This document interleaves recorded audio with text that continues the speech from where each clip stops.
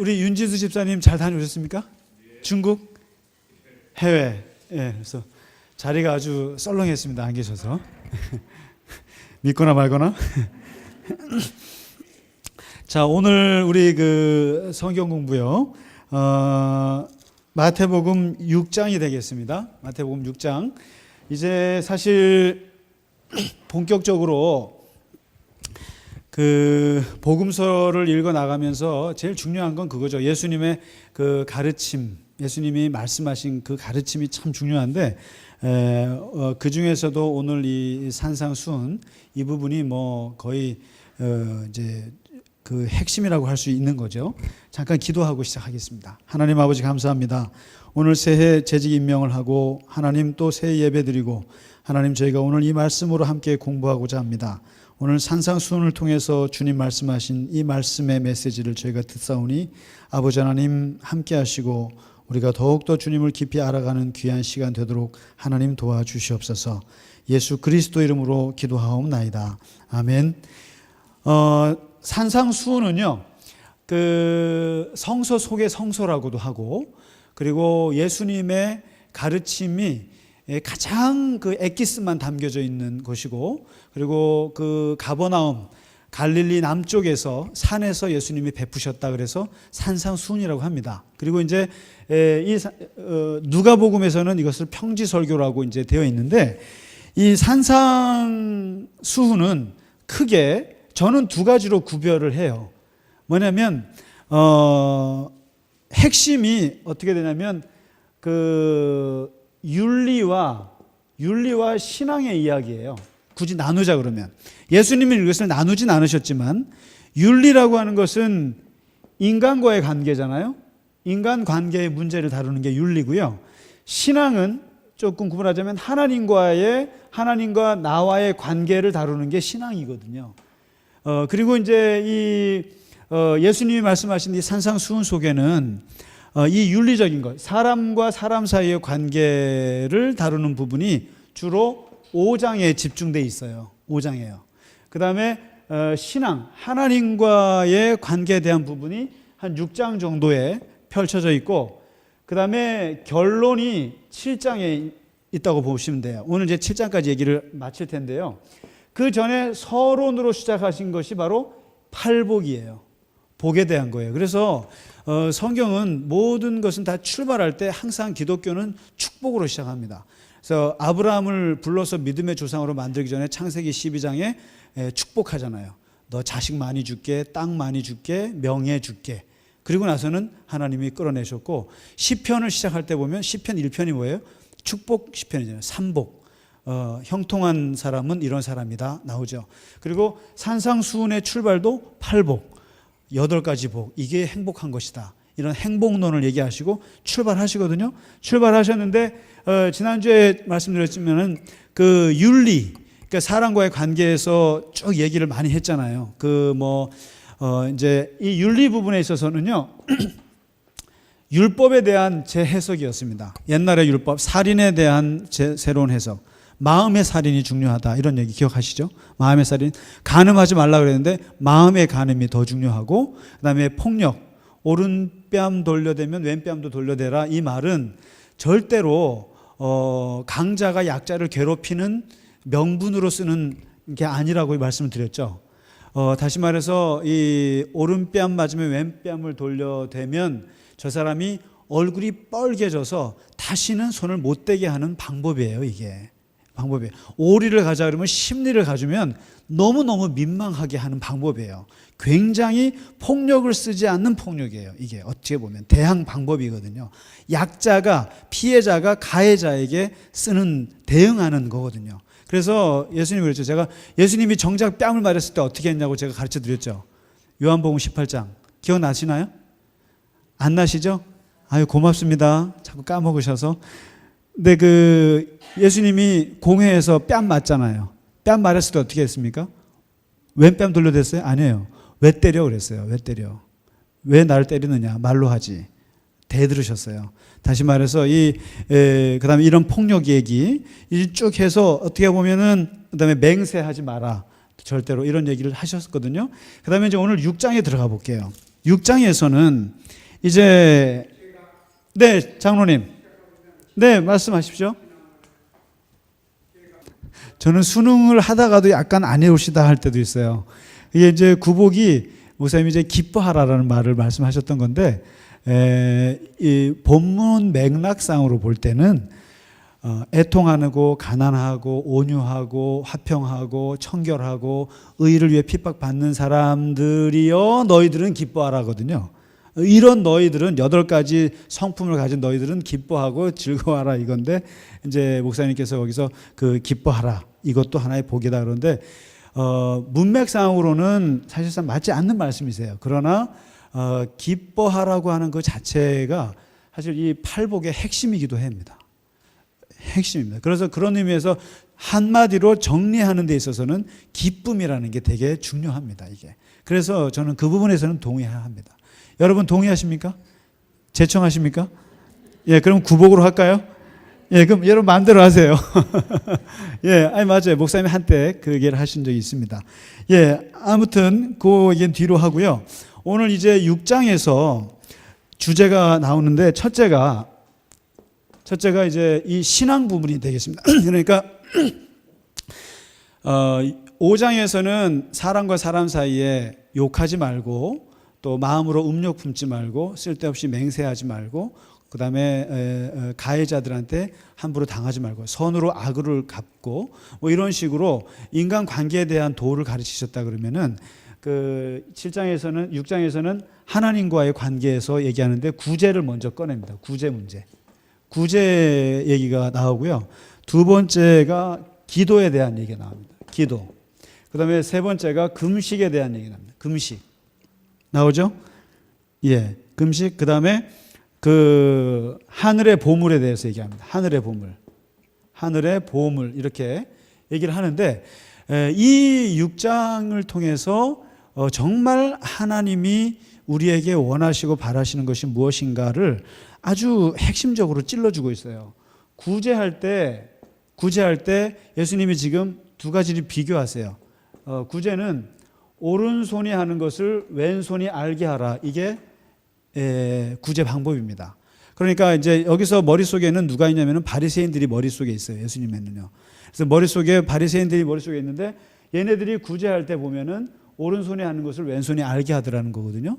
그런데 예수님께서 지금 새롭게 제시하시는 구제법은 뭐냐면 오른손이 하는 것을 왼손이 모르게 하라 이겁니다. 모르게 하라 합니다. 근데 바로 이 뭐냐면 어떻게 보면은 무의식 중에 하라. 그리고 이런 거예요. 사람이 불쌍한데 불쌍한 사람을 보고 아 불쌍하구나 도와줄까? 그러면 늦는다는 거예요. 이미 불쌍한 사람이 눈에 들어오면 그냥 몸이 가는 게 이게 바로 오른손이 하는 걸 왼손이 모른다는 뜻이에요. 그러니까 내가 구제하는 것을 다른 사람이 모르게 하는 것뿐만 아니라 내가 반응하는 속도가 몸이 먼저 가는 거 이게 이거예요. 오른손이 하는 걸 왼손이 모르는 거. 근데 내가 도와줄까? 아니면 쟤한테 얼마를 줄까? 머리를 굴리기 시작하면 이것은 오른손이 하는 걸 왼손이 알게 하는 거예요. 이게. 그러니까 이제 예수님의 말씀 속에는 구제에 있어서는 일단은 굉장히 빠른 속도 그리고 이미 몸이 가는 거를 얘기를 하시는데 이게 왜 중요하냐면은 이겁니다. 그러면 누가 그 구제를 인정할 것인가? 누가 인정하는가가 되게 중요한데 바리새인들은 그 구제의 인정을 다른 사람에게서 찾았어요. 그런데 예수님께서는 그 구제를 인정하는 것을 하나님으로 해야 된다라는 거예요. 그러니까 아무도 몰라도 되는데 네 양심 속에 숨어 계신 하나님께서 아시면 된다. 이게 구제의 예수님의 새롭게 얘기하시는 원칙이에요. 4절에 있죠. 그래서 구제하는 방법은 어떻게 한다? 은밀하게 한다. 은밀하게. 이 얘기를 하세요. 근데 요거랑 똑같은 얘기가 이제 세 번째 주제, 금식에 대한 주제로 이어갑니다. 금식에 대한 주제에서도 마찬가지예요. 금식을 바리새인들이나 보통 그 당시 예수님이 봤을 때 속된 말로 이렇게 좀 예수님의 밥맛 떨어진다 이렇게 생각했던 사람들이 뭐냐면 마을 회당에서 하는 거예요. 회당에서. 그다음에 뭐 거리에서 하는 거예요. 거리에서요. 그리고 이 금식이요. 일주일에 2번 하는 거예요. 일주일에 2번. 그리고 뭐 1년에 2달, 3달씩 하고 뭐 이런 식으로 금식하는 날이 있어요. 그리고 7월 달에 대속죄일에 금식을 해요. 이 이슬람은 라마단이 있어갖고 한 달 동안 뭐 금식하는 기간이 있듯이 유대인들도 이 금식 기간이 아주 전통처럼 내려왔거든요. 근데 바로 이게 예수님이 맞닥뜨린 금식의 현실이에요. 금식의 현실인데 예수님께서 오늘 그 16절부터 쭉 나오는데 제발 금식은 티내지 말라. 티내지 말라. 절대로 티내지 말라. 그러니까 금식하는 걸 티내려면 어떻게 해야 됩니까? 강세진 집사님. 금식 티 내려면 어떻게 해야 돼요?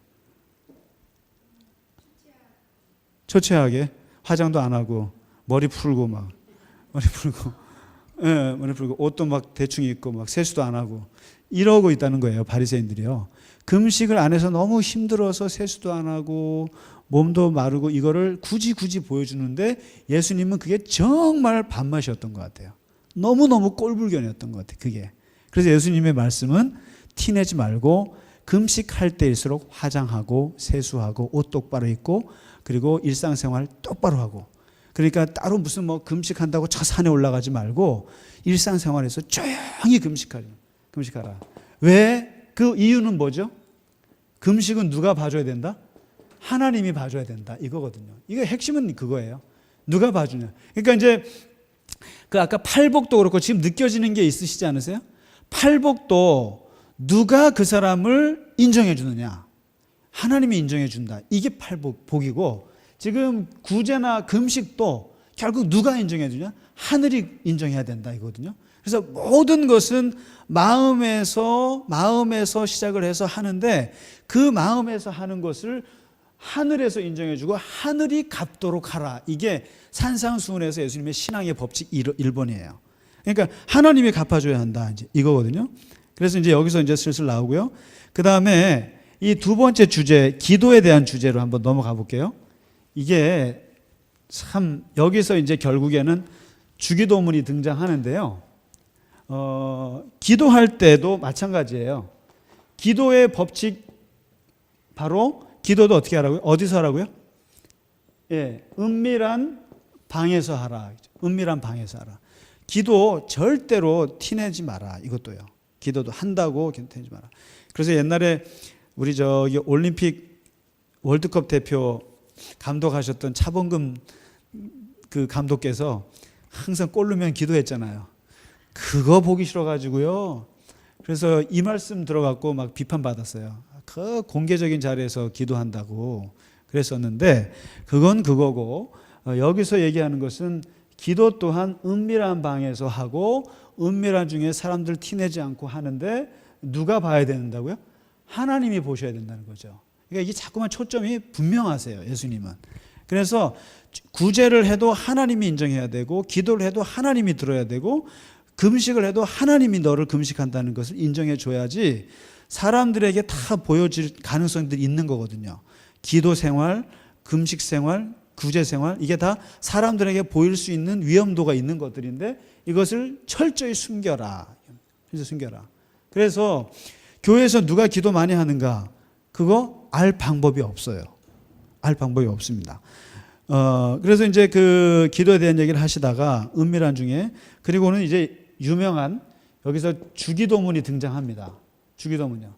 그 기도에 대한 그 샘플을 얘기하는데 이 주기도문은 딱 6가지 문장이에요. 6가지 간구예요. 6가지 간구인데 이 주기도문은 정말 기가 막힌 구도가 있어요. 첫째는 위로. 이게 항상 신앙생활은 윤리와 종교예요. 다시 말해서 하나님 사랑, 이웃 사랑. 이게 그다음에 그래서 이런 말이 있죠. 사인여천. 사람을 하늘로 여겨라. 그래서 사람과 하늘이 같이 가요. 신앙이라고 하는 것이. 그래서 항상 이 지금 주기도문에도 보면 처음에는 하나님에 대한 기도예요. 그 다음에 나에 대한 기도거든요. 그러니까 다시 말해서 하늘과 땅이 섞여 있는데 하나님을 향한 기도 중에 첫 번째 나오는 게 뭐예요? 아버지입니다. 아버지. 우리는 지금 하늘에 계신 우리 아버지 그래서 하늘, 우리 이게 먼저 해서 아버지를 가리잖아요. 그런데 영어에서는 Heavenly Father로 바로 나오죠. 그 다음에 그게 Father를 수식해 준단 말이에요. 그러니까 서양 사람들이 주기도문 할 때의 감정하고 우리가 하는 거하고 조금 달라요. 다시 말해서 Heavenly Father라는 말에 눈물이 나오죠. 그래서 그래서 이 Father에 벌써 그 다음부터 들어갈 수가 없어요. 아버지라는 말에서. 그래서 이 아버지라는 말을 예수님이 개발해 놓으신 건데요. 아버지 속에 예수님이 3년 반 동안 계속 강조하셨던 게 하나님을 아버지로 가르쳐 준 거거든요. 근데 이 아버지라는 말 속에는 아주 굉장한 그 혁명이 들어가 있는데, 첫째가 하나님을 직접적으로 만나라 이거예요. 직접성. 그러니까 지금까지는 뭐 제사장을 통해서 들어가고 또 누구를 통해서 들어가고 있는데, 이 예수님의 이 아버지는 네가 직접 하나님과 대화할 수 있다라는 걸 열어놓으신 거예요. 그 다음에 이 아버지라는 말 속에는 하나님과 나 사이에 관계 속에 뭐가 들어있는가 하면은 그 속에 옛날에는 율법이 들어있었거든요. 그 다음에 하라는 대로 하는 그런 게 있었는데, 이 아버지라는 말 속에 하나님과 나 사이의 관계에 사랑이라는 것이 들어갑니다. 새롭게 생긴 거예요. 새롭게. 그러니까 하나님과 나와의 관계 설정을 예수님이 새롭게 하셨는데, 그 아버지라는 말 속에 이제는 내가 직접 제사장 거치지 않고 달려갈 수 있고, 내가 직접 하나님과 사랑할 수 있고, 이러한 하나님으로 바꿔놓으셨으니까 굉장한 거예요. 이게 기독교 신앙의 신론, 하나님 이 관은 이 아버지에서 출발하고 아버지로 끝나요. 그러니까 이제 주기도문이 하늘에 계신 우리 아버지요 해놓고, 두 번째 게 뭐냐면 하나님의 영광. 이게 기도의 최일순위죠. 하나님의 영광, 하나님의 거룩. 먼저 하나님을 높이는 거에 먼저 초점이 맞춰지고요. 그 다음에 하나님과 관련해서 이 두 번째 기도가 그겁니다. 뭐죠? 하나님의 나라.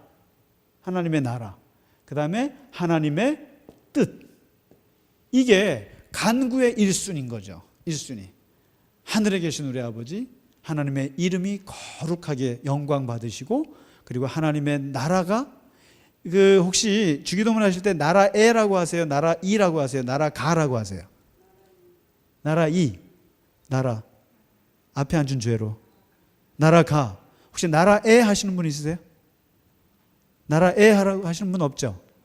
왜 나라이라고 하시죠? 이걸 좀 바꿔야 되는데, 그렇죠? 네, 이 가가 주격 조사예요. 그래서 이게 혹시 오해하면은 대한민국이라는 나라에 임하여 아니에요. 이 나라에 임하라는 게 아니고 그 나라가 임하는 거예요. 정확히 하면 나라가가 맞아요.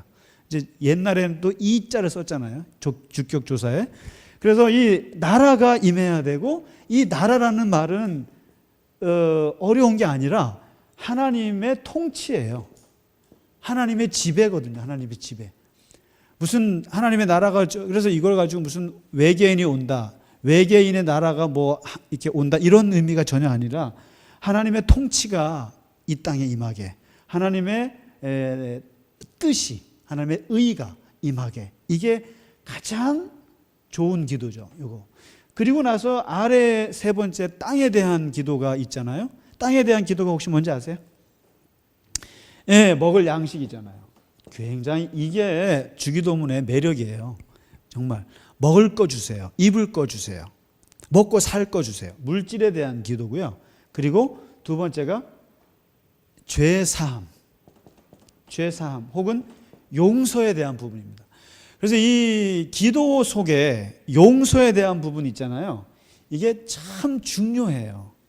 왜냐하면 이 용서가 쉽게 말하면 하나님과 나 사이의 기도의 문을 여는 문이거든요. 이게 용서가요.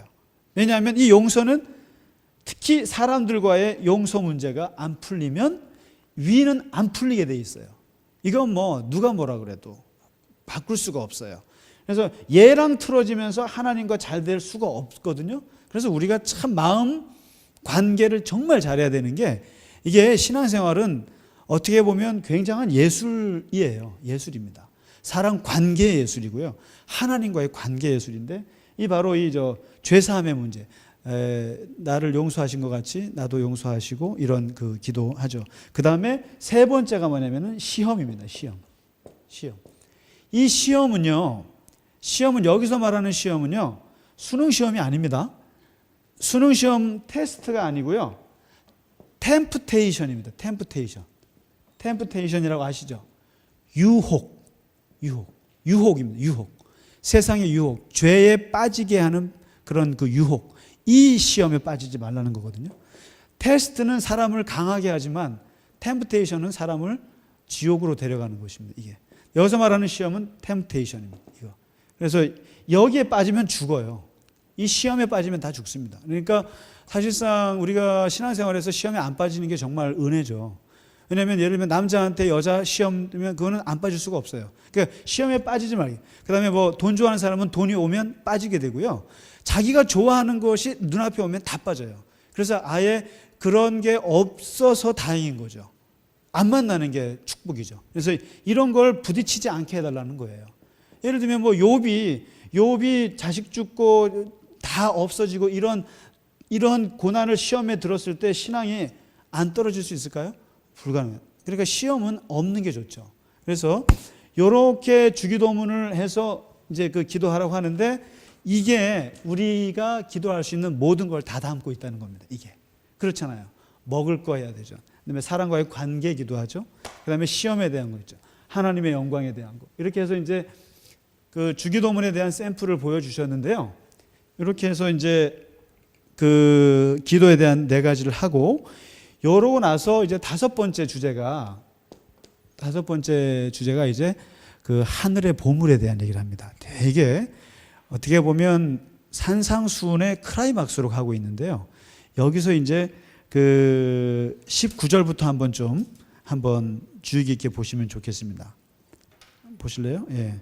그러면은 19절에 이런 얘기를 하세요. 뜬금없이 너희를 위하여 보물을 땅에 쌓아두지 말고 거기는 좀과 동록이 해하며 도둑이 구멍을 뚫고 도둑질하느니라. 오직 너희를 위하여 보물을 하늘에 쌓아두라. 그야말로 여기서 지금 영적인 재테크라는 말이 여기서 나오는 거죠. 그 보물을 하늘에 쌓아두라. 그러면서 이 보물을 지금 앞에 얘기 나오잖아요. 구제, 금식, 기도. 이 핵심 뭡니까? 누가 봐주느냐는 거거든요. 누가 봐주느냐. 그 다음에 누가 인정해 주느냐와 동시에 누가 갚아주느냐 이거예요. 누가 갚아주느냐. 다시 말해서 너의 축복이 어디서 오느냐라고 했을 때 구제는 몰래 해서 하나님이 갚아주게 하고 기도도 몰래 해서 하나님이 듣게 하시고 금식도 몰래 해서 하나님이 갚아주시도록 하고 이 말을 종합하는 게 지금 이거예요. 너의 모든 보물, 너의 모든 선한 일들, 너의 모든 소유, 너의 모든 좋은 것들을 다 어디에다 쌓는 거다? 하늘에다 쌓는다는 뜻이에요, 이게. 그래서 사람들이 구제 얘기하고 금식 얘기하고 기도 얘기할 때 못 알아들으니까 아예 보이는 말로 하는 거예요. 너가 가장 귀하게 여기는 것을 하늘에 쌓으라. 하늘에 쌓으라. 그러면 그 하늘이 너의 그 재물을 어떻게 하죠? 매니지하고 불려줄 거다 이거야. 은행에다가 너가 이걸 돈을 넣어주면 은행에서 매니지해서 늘려주듯이 하늘에서 너를 그 증식을 시켜주도록 해라. 그 얘기거든요. 근데 여기서 한번 보실래요? 22절에 눈은 몸의 등불이니 눈이 성하면 온몸이 밝을 것이요. 그래서 이 눈에 대한 얘기를 하세요. 눈. 다시 말해서 이 눈이라는 거는 눈이 밝으면 잘 보이고 눈이 어두우면 안 보이잖아요. 그런데 이 눈이라고 하는 것 속에 뭐가 있냐면 이게 쉽게 말하면 마음이에요. 마음이거든요. 마음이 밝으면 세상이 밝아요. 마음이 어두우면 세상이 어두워요. 이 얘기거든요.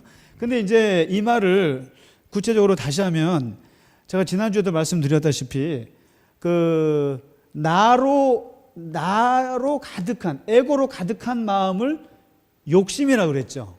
그렇죠? 에고로 가득한 마음을 욕심이라고 그럽니다. 그다음에 그 안에 남으로 가득한 마음을 뭐라 하냐면은 관심이라고 그랬어요. 관심요. 그다음에 그 속에 뭐냐면 하나님의 빛으로 그리스도의 빛으로 성령께서 거하시는 마음을 양심이라고 그랬어요. 근데 이 양심과 관심과 욕심이 우리 안에서 싸우고요. 이 양심이 이 욕심을 통해서 나가요, 사실상. 그래서 마음이 어둡다라는 얘기 뭐냐면 욕심이 가득할 때 양심이 어두워졌을 때 얘기예요. 그러니까 선악을 판단하지 못하고 그다음에 빛과 어둠을 구별하지 못하고 이런 상태가 양심이 무뎌진 상태거든요. 죄를 지어도 죄 지은지 모른다. 양심이 묻어졌다는 얘기는 마음이 어두워졌다는 얘기인데 이게 하나님의 마음이 없어졌다는 얘기거든요. 그래서 그럼 대신에 이게 눈이 밝다라는 뜻은 이 양심의 이 빛이 밝다라는 뜻이군요. 하나님이. 그러면서 이제 오늘 예수님이 24절에 아주 심각한 얘기를 하세요. 그 얘기가 바로 구약에 오랫동안 내려왔던 것을 딱 정리하는 말씀인데 하나님과 뭐죠? 재물을 동시에 섬길 수가 없다. 근데 바로 이 재물 자리에 옛날에 구약에는 뭐가 들어있었냐면은 우상이 들어있었어요. 우상. 구약에서 예수님 오셨으면 이랬을 거예요. 하나님과 우상을 동시에 섬길 수 없다고. 그러니까 이스라엘 사람들은 들어가는 곳마다 우상들하고 싸웠거든요. 바알, 아세라, 밀곰 이런 그 당시의 우상들하고 싸워서 선지자들이 맨날 싸웠는데 예수님 당시에는 이런 건 없어졌어요. 이런 건 없어졌는데 대신 생긴 게 뭐냐면 그 우상 자리에 들어온 게 재물이라는 거예요. 만몬이라는 거. 만몬. 돈. 이걸 가지고 예수님이 이제 그러니까 하나님과 재물을 동시에 섬길 수가 없다. 그런데 이 문제는 동시에 섬기려고 하는 것에서 뭐가 발생하냐면은 그 다음 절이에요. 염려가 발생한다는 거예요. 염려가요. 인간에. 참 재밌어요. 그러니까 하나님만 섬기고 아니면 재물만 섬기든지 그러면 염려가 없어요. 그런데 하나님도 섬기고 재물도 섬기려고 하니까 걱정이 생기는데 염려가 생기는 거죠.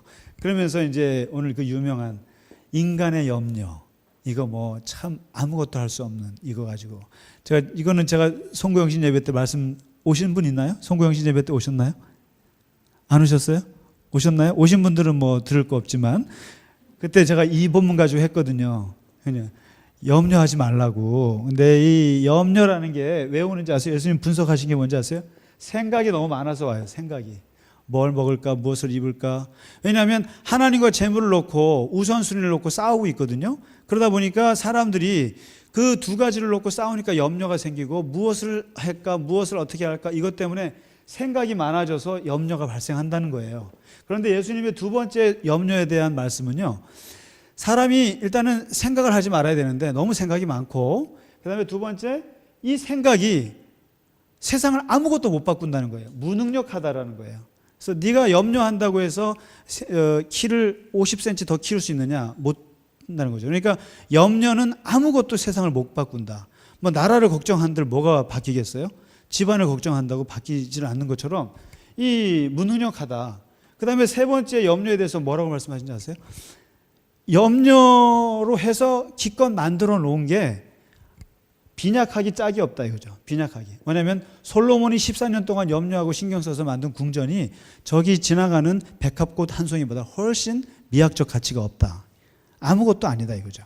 그러니까 이 염려라는 것이 굉장히 우리한테 아주 쓰잘데없는 것이다 라고 하시면서 예수님이 새롭게 제시하시는 대단한 가치가 있어요. 이게 이제 산상수훈의 핵심입니다. 하나님과의 뭐죠? 6장 33절입니다. 6장 33절. 그래서 산상수훈은 핵심 구절이 두 개가 있는데 첫 번째가 하나님과의 관계에서는 너는 하나님의 나라와 하나님의 의를 먼저 구하라. 하나님의 나라와 하나님의 의를 먼저 구하라. 이게 산상수훈의 하나님과의 신앙관계에서 핵심 구절이에요. 이게요. 그래서 모든 것은 하나님 먼저. 우선순위에 있어서 하나님 먼저라는 거죠. 그러니까 여기서 이제 이 하나님과 재물의 문제가 그 결론이 나는 거예요. 뭐냐면 하나님의 나라를 먼저 찾고 그러면 나머지는 하나님이 주신다라고 하는 이 논리처럼 하나님을 먼저 찾으면 네가 잃어버릴 것 같던 재물도 이것은 하나님이 주신다. 이 얘기거든요. 그래서 이게 지금 다 뭐냐면 하나님의 영적인 재테크예요. 영적인 재테크예요. 그래서 다시 말해서 네가 하나님을 먼저 생각하면 하나님이 너를 염려해 주신다 이거거든요. 하나님이 너를 염려하고 하나님이 너를 먹을 걸 주고 입을 걸 주고 하는 그런 원리로 살아야 한다는 것이 산상수훈의 중요한 핵심이거든요. 그러니까 이제 이거를 참 저는 아무리 봐도 이게 맞는 것 같아요. 다시 말해서 기독교인들은 열심히 살고 착한 일하고 하면서 그것을 하나님이 나를 이렇게 갚아주는 원리로 사는 것이 맞는 것 같아요. 그래서 그런 경험 많이 하지 않으세요? 내가 집에서 누구를 줬더니 꼭 그거 이상으로 들어오죠. 안 들어오던가요? 한번 해보세요. 아니 저희는 정말 그거를 그렇게 해서 지금 그 6장을 거쳐서 예수님이 구제와 금식과 기도와 금식과 이런 얘기를 그다음에 오늘 보물 얘기를 쭉 하시면서 하는 것은 하나님이 갚아주시도록 해라. 너는 하나님을 먼저 생각하라. 그래서 하나님께만 아뢰고 하나님이 인정하게 하라. 요 얘기를 이제 하시고 이제 7장에 가 보실까요? 7장에 이제 결론을 짓죠. 결론을 예수님이 7장에서 짓는데 이제 윤리의 결론 그리고 신앙의 결론이죠. 7장에서 윤리의 결론 중에 이게 참 섞여 있는데요. 7장 1절부터 5절까지가 뭐죠? 비판에 대한 얘기를 하세요. 비판 쉽게 말하면 정죄죠. 정죄. 비판하지 마라. 이거는 이제 아까 다시 5장으로 넘어가는 거하고 맥을 같이 하죠. 사람들과의 관계에서 사람을 비판하지 마라. 왜냐하면 그 비판 속에 너가 벗어날 수가 없는 것이다. 그러니까 비판하는 네가 대들보를 가지고 있고 비판하는 상대방은 티끌밖에 없다. 그 티끌 보고 보다가 너는 대들보 같은 그런 사람이다. 이 얘기를 하면서 절대로 예수님 말씀은 비판하지 말라는 말씀 속에는요. 상대방이 불쌍해서 비판하지 말라는 게 절대 아니에요. 그게 아니고 너 자신을 위해서 좋지 않다라는 거예요. 이게 비판이. 그래서 이제 근데 여기 비판은 쉽게 말하면 비난인 거죠. 비난. 그렇게 해서 하지 말고 그리고 이제 결론을 보시죠. 이게 6장에. 그다음에 6절에 보면은 진주 얘기를 하거든요. 진주. 이 거룩한 것을 개에게 주지 마라. 개에게. 그러니까 이게 여러분 절대로요. 하나님의 복음이 이 짓밟혀지도록 하진 못하겠다는 거죠. 그러니까 실제로 오늘 예수님이 하신 말씀을 알아듣는 사람이 있어서 잘 먹는 사람이 있고 그 말씀을 이렇게 짓밟는 돼지나 개 같은 사람이 있어요. 그러니까 예수님이 그걸 경험한 거죠. 이게 산상수훈을 쭉 하셨을 때 이것을 쫙쫙 빨아들인 사람이 있고 이것을 짓밟는 사람들이 있거든요. 그런데 예수님께서 제자들에게 당부하는 건 그거죠. 절대로 귀한 거를 귀하게 여기는 사람한테만 줘라. 괜히 그거를 짓밟는 사람한테 함부로 줬다가 서로 낭패를 당할 수 있다. 이런 진주 얘기를 하시거든요. 그러면서 다시 기도에 대한 얘기를 또 하세요. 구하라. 그러면 어떻게 하나? 찾을 것이요 두드리라 이런 얘기 하세요. 그러면서 기도의 인과 법칙을 밝히세요. 인과 법칙. 기도는 하나님이 들으시는 것이 제일 중요한 첫 번째 원칙이고요. 두 번째 원칙을 얘기하시는 거예요. 뭐냐면 기도는 너에게 달려있다. 기도는 철저하게 당신에게 달려있다. 당신이 구하면 얻을 수 있는 것이고 두드리면 열리는 것인데 두드리지도 않고 다시 말해서 정말 금식도 하고요. 몰래 그리고 새벽 기도도 하고 철야 기도도 하면서 구하는 것이 있어야 이게 주어지는 거예요. 기도는요. 갑자기 무슨 하늘에서 뚝 떨어지는 거 절대 아닙니다. 절대 아닌데 이 기도는 자꾸만 사람들이 뭔가 기도에는 우연적인 요소가 있을 거라고 착각을 해요. 그런데 예수님은 분명히 밝히세요. 아니다. 기도는 구하는 대로 이루어지는 것이다. 그러니까 네가 노력하지도 않고 무슨 기도 응답을 받느냐 얘기를 하시면서 참 놀라운 것은 이 기도에 대한 얘기를 하는 끝에 산상수훈의 마지막 핵심을 얘기하세요. 바로 이건 좀 적어 놓으세요. 7장 12절입니다. 7장 12절 그 유명한 구절입니다. 이게 바로 뭐냐면 황금률이라고 합니다. 골든 룰. 황금률. 이게 뭐냐면 구약의 율법의 핵심 중에 핵심을 황금률이라고 그래요. 다시 말해서 모든 율법을 종합하는 한마디로 요약해 보시오 그랬을 때 그게 뭡니까? 라고 물었을 때 바로 이게 7장 12절이에요. 또 모든 산상수훈 가르침의 핵심을 얘기해 보시오 그러면 7장 12절이에요. 그게 뭡니까? 남을 남에게 대접을 받고 싶거든 너도 남을 대접하라. 이게 모든 뭐죠? 율법이요 선지자다. 사실 오늘 예수님이 지금 복잡하게 얘기 많이 하셨잖아요. 하셨는데 그것을 한마디로 말하면 이거를 역지사지다입니다. 역지사지예요. 그러니까 예수님의 산상수훈의 윤리 부분 있잖아요.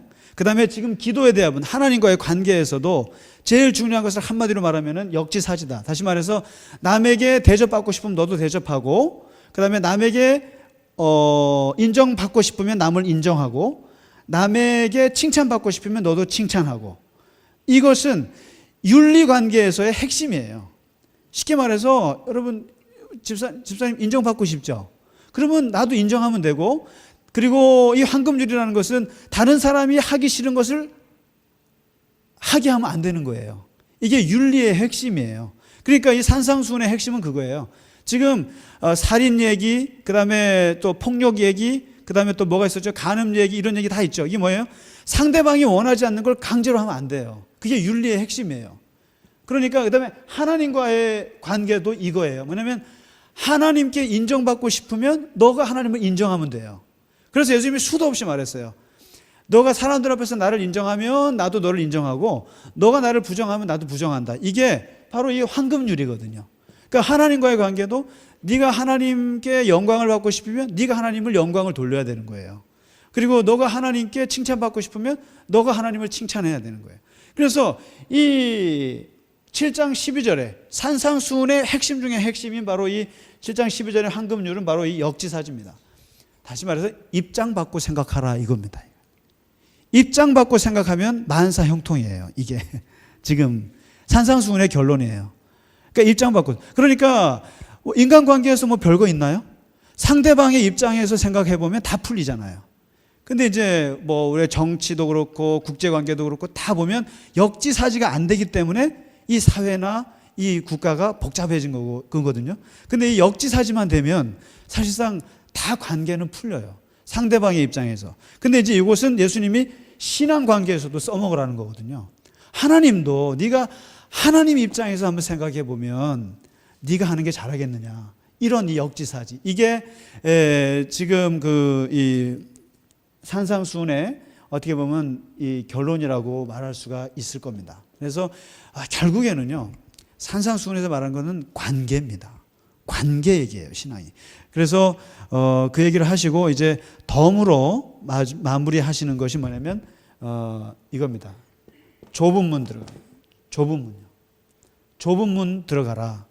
그 다음에 항상 사람은 인간 관계나 또 신앙 관계에서는 항상 열매가 있어야 한다. 열매. 마무리하십니다. 마무리는 이거예요. 그러니까 내가 말하고 있는 이 산상수훈의 이 가르침을 받고 사는 사람들은 사실상 세상의 좁은 문으로 들어가는 것과 같다. 그러니까 이 길은 사실상 일반인들이 가는 가치하고는 다르다라는 것. 그래도 갈 거면 가라 이거고요. 그 다음에 이런 사람들에게는 열매가 꼭 있어야 한다. 그래서 좋은 양심에 하나님의 빛에 따라서 했던 사람들은 좋은 열매를 맺을 것이고 욕심에 따라서 했던 사람은 나쁜 열매를 맺을 것이다. 이것은 분명한 거 아니겠느냐. 그래서 이렇게 해서 마무리를 했더니만 사람들이 뿅 갔다. 이게 산상수훈의 끝입니다. 자, 혹시 질문 있으면 해주시죠. 예. 금식 이야기요. 네네네. 예.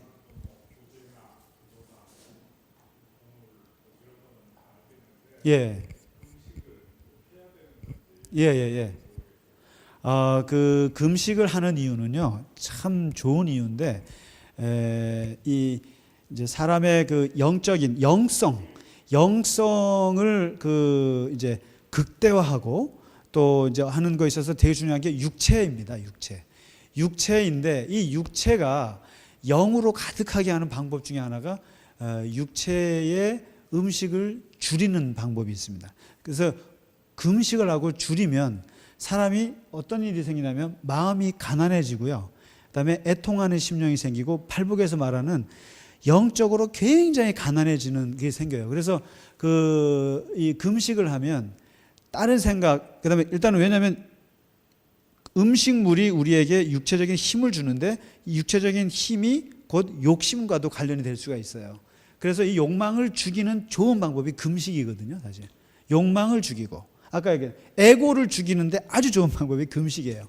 사람이 굶으면요 맥이 없어가지고 그리고 하나님만 생각할 수 있어요. 그러나 꼭 그렇지만도 않더라고요. 5일 금식했더니 죽을 것 같더라고요. 그런데 이 뭐냐면 자기 욕심을 없애는 방법이 이제 금식인데 그런데 이게 그리고 이제 하나님으로 충만하게 그래서 육이 죽으면 영이 살고 영이 죽으면 육이 살아요. 이 원칙에 따라서 금식을 해요, 사실상. 그래서 육을 죽여서 영을 살려보고자 하는 것이 금식의 시도 이유거든요. 그런데 실제로 금식을 하면 영이 삽니다. 정말 이게 맑아지고 그리고 어떤 생각이 편안해지고 금식해 보신 분들은 아실 거예요. 정말 욕심의 세계에서 좀 벗어날 수가 있어요. 근데 많이 먹고 그러면요. 이 본능의 세계를 못 벗어나는 게 있습니다. 제가 그건 아주 잘합니다. 근데 그래서 금식을 하는데 이게 율법이 됐고 그리고 이제 뭐 어떤 외식이 되다 보니까 이거 가지고 이사야도 한 번 한 적이 있었죠. 도대체 금식을 왜 하냐? 금식하면서 싸울 거면은 왜 하냐? 그런 얘기 한 적이 있어요. 이사야 58장에. 그래서 금식하고 하도 싸우니까 금식은 이웃을 도와주는 게 금식이다. 이렇게까지 얘기한 적이 있고 뭐 하여튼 다양하게 얘기했는데 예수님은 아예 금식을 티내지 말고 하나님 보시는데 조용히 해라 이렇게 한 거죠. 그래서 금식은 좋은 겁니다. 예, 할 수만 있으면요. 예, 어떻게 대답이 되셨는지 모르겠습니다. 예, 금식을 할 수 있으면 좋습니다. 예, 혹시 질문 있으세요? 또?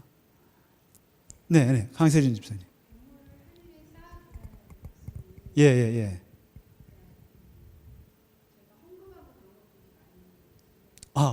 그 보물을 하늘에 쌓아두는 가장 구체적인 게 유대 전통에서 나온 게 뭐냐면 그게 구제예요.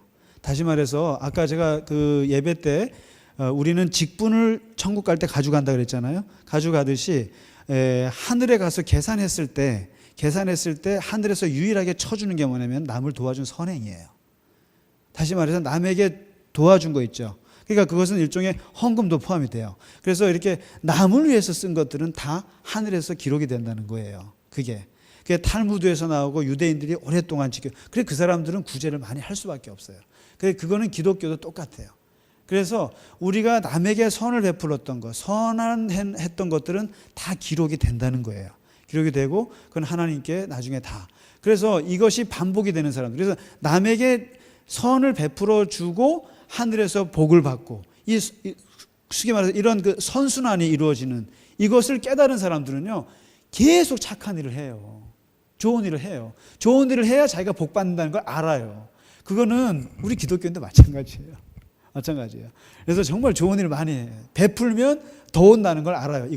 그래서 이게 영적인 재테크라는 게. 그래서 어떻게 보면 되게 속된 말 같지만 산상수훈에서 예수님이 가르쳐준 정말 잘 사는 비결은 하늘에 쌓아두는 것이. 그게 이제 하나님의 나라와 의를 먼저 구하면 나머지는 다 채워지는. 그래서 근데 사람들은 이 먹고 입고 하는 거에 포커스를 맞추는데 그게 어리석다라는 거예요. 예수님 말씀. 그게 어떻게 자식 문제, 돈 버는 문제 여기에다 너무 골몰하는데 진짜 잘 사는 사람들은 그것은 하나님께 맡기고 어느 정도 거리를 두면서 오히려 하나님이 채워주시는 것으로 사는 사람. 이게 이제 영적인 재테크인데 이거는 예수님이 우리한테 그 말씀해 주신 핵심이죠. 그런 거죠. 예.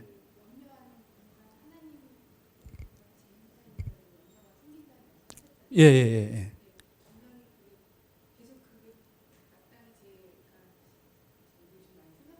예, 하나님과 재물 사이에 염려가 생긴다. 예. 예. 예. 예.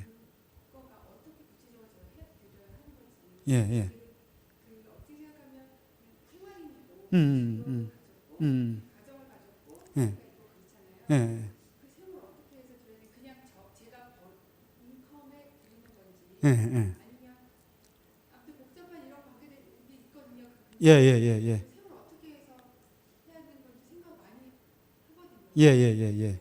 그 11조에 대한 거는요. 24일 날 30일 날 재직 특강 때 구체적으로 말씀을 드리겠고 김성식 목사님께서 말씀해 주실 겁니다. 그러나 중요한 것은 그 11조라고 하는 것은 그 드리는 목적이 사람들은 딱 두 가지 중에 하나를 선택해요.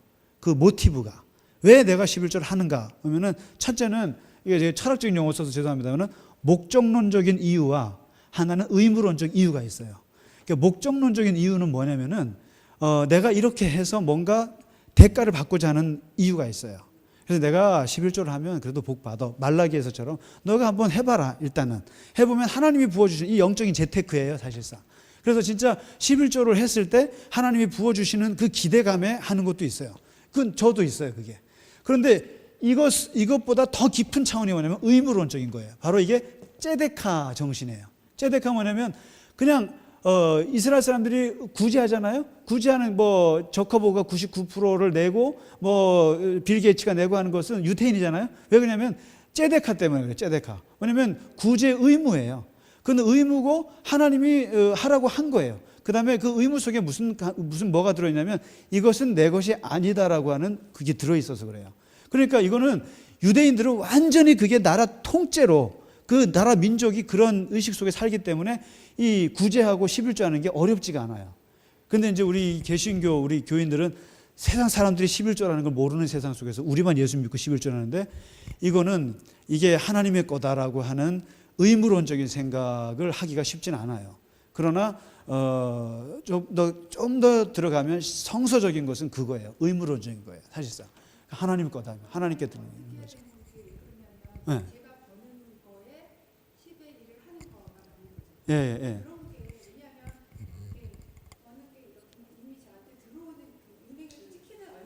그렇죠, 그렇죠, 그렇죠. 그거는요, 강세린 집사님 마음대로 하세요. 예. 그러니까 예를 들면 내가 세금을 다 내고 남은 거에서 11조를 떼는 사람이 있고, 그 세금을 뭐 포함해서 하는 분도 있고, 이게 또 예를 들면 사업하시는 분은 또 우리 교회 같은 경우는 1년에 12월 달에 한 번 하시는 분이 있어요. 2천만 원을. 이렇게. 그러니까 1년치를, 이게 월급하고 다르니까 또. 그러니까 사람마다 또, 그러니까 자기 수입에 따라서 그거는 철저하게 자기의 그런 근데 문제는 내가 11조를 딱 정했을 때 그거에 대해서 그냥 언제를, 그거는 본인들이 정하죠. 그건 뭐 목사가 뭐라 말하고 말을 못하지만 그러나 이제 그것은, 그러나 이게 10의 1조는 굉장히 제가 볼 때는 쉽지 않아요. 그래서 많은 사람들이 타협하려고 해요. 근데 이것은 제가 볼 때는 그냥 정신으로는 못해요. 맨정신으로는 못해요. 정말 신앙의 성령이 들어와서 재물에 대해서 하나님이 뭔가 한번 확 뒤집어 놔야 그것이 할 수 있어요. 그렇게 되기를 바랍니다. 네, 그게 있어요. 맞아요. 예, 예, 권사님.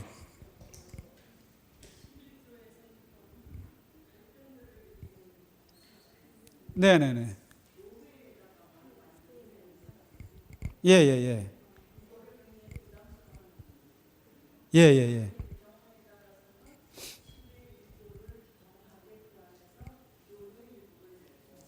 예.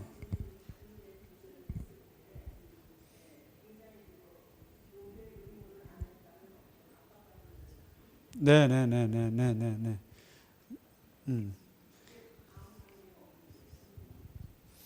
그러니까 이거예요. 뭐냐면 그 11조 할 때 딱 시험에 들기 좋은 게 뭐냐면 내가 하는 이 피 같은 돈인데 정말 이게 10의 1을 뗀다는 건 정말 큰 돈이거든요. 이거를 띄는데 이것을 내가 다니는 교회에다가 내잖아요. 교회에다 내가 이게 하늘에도 던질 수도 없고. 근데 내는데 그 교회가 과연 이 귀한 돈을 잘 쓰느냐. 그리고 거기에 대한 생각들을 할 수 있어요. 그렇기 때문에 뭐든지 자기가 피 같은 보물을 넣을 때는 그 넣는 대상에 대한 신뢰가 있어야 돼요. 그래서 저희는 항상 그런 그 교회에서 모든 헌금에 대한 부분은 정말 교인들이 봤을 때도 이 돈이 어디로 흘러가는지 그리고 어떻게 쓰여지는지 선한 데 쓰여지는지를 정말 신경을 써야 된다고 생각해요. 항상 교회가. 그래서 이것이 만약에 그렇지 않으면 그 피 같은 돈이 다 아주 이상하게 될 수 있죠. 그렇기 때문에 근데 기본적으로 헌금이라고 하는 것은 그런 거기에 대한 하나님에 대한 신뢰, 그다음에 내가 내는 그 교회에 대한 신뢰가 전제가 되죠. 그게 안 되면 쉽지 않죠. 누가 그 돈을 내겠습니까? 예. 첫째는 하나님에 대한 신뢰가 있어야죠. 예. 예. 정말 갑자기 어떻게 11조 얘기로 이게 예, 예, 예. 아, 재물. 아, 이 재물은요, 진짜로요. 그 사람들한테 많이 쓰세요. 진짜요. 사람들한테 많이 쓰시는데 예수님이 가르쳐 준 영적인 재테크의 방법은 뭐냐면 내가 베풀어 갖고 이 사람도 내가 밥을 사잖아요. 누구한테 밥을 사면 얘도 밥을 살 수 있는 사람한테 내지 말라는 거예요. 그런 사람한테 예를 들면 내가 우리 회장님, 우리 사장님 이런 분들한테 밥 사지 말라는 거예요. 하지 말고 거지, 가난한 사람, 그다음에 밑에 학생, 청소년 내가 해도 갚을 수 없는 사람들한테 하라는 거예요. 밥을 사더라도. 그러니까 그러면은 그럼 나는 누가 갚아주냐? 하늘이 갚아준다는 거예요. 그 진짜예요. 다른 방식으로 들어와요. 그게요. 그러니까 절대로 근데 만일에 좀 힘 있는 사람한테 주는 것은 그것은 뇌물이나 이런 뇌물이 될 수 있어요. 그러니까 아예 못 받을 사람한테 주라. 그러면 여기서 만 이런 원리이기 때문에 많이 베푸시면 좋을 거예요. 정말 많이 베푸십시오. 예, 감사합니다. 예, 예, 예. 네, 네, 네, 네, 네. 예, 예, 예, 예. 그러니까 자기의 의로 들어가지 말라는 말씀에 아까 예수님이 오른손에 하는 걸 왼손이 모르게 하는다는 말이 뭐냐면 이미 그런 의식이 없는 거예요. 제가 아까 속도라고 얘기했잖아요. 반응 속도요. 아, 도와줘야지. 얼마 도와줄까? 이러면 늦는다고요, 벌써. 보고 이미 그 사람이 불쌍하게 벌써 눈물이 확 쏟아져야 돼요. 그래서 손이 벌써 나가는 것이지 그게 그래야 자기가 했는지도 모르는 거예요. 근데 얼마 할까 누구한테 할까 이렇게 계산하기 시작하면 이미 자기 의가 들어가기 시작하고 오른손에 하는 거 이미 왼손한테 들켜버렸고 그 다음에 누가 알았으면 좋겠고 그러면 이제 그러면 사람들이 칭찬해 주는 걸로 끝난다는 거예요. 그러면 너는 그냥 이 세상에서 상 받는 걸로 끝. 내 상은 없어요. 근데 예수님이 얘기하시는 강조는 제발 하늘의 상을 한번 생각해 봐라. 이 하늘의 상을 받을 생각을 하고 거기에 욕심을 내라는 거거든요. 지금 모든 얘기가 다 그거예요. 그러니까. 네. 그렇죠. 그러니까 자기 의가 되는 거. 그러니까 이런 사람 있잖아요. 꿔준 돈은 죽어라고 기억하고 내가 꼬은 돈은 기억 못하는 사람 있죠. 그런 사람 있는데 근데 반대인 사람도 많아요. 내가 꾸면은 기억을 하는데 누구한테 꿔준 거 기억 못하는 은혜로운 권사님들 많으세요. 우리 교회. 예. 그래서 그런 거예요. 자기가 모르는 그러니까 그럴 정도 되려면 어떻게 할 것인가. 그건 아마 예. 그러니까 그렇죠. 예. 수고 많으셨습니다. 예, 수고했습니다. 네. 다음 주에는 예수님의 비유에 대해서 하겠습니다. 예수님께서 하나님의 나라에 대한 비유 말씀하셨는데 그걸 같이 공부하도록 하겠습니다. 예.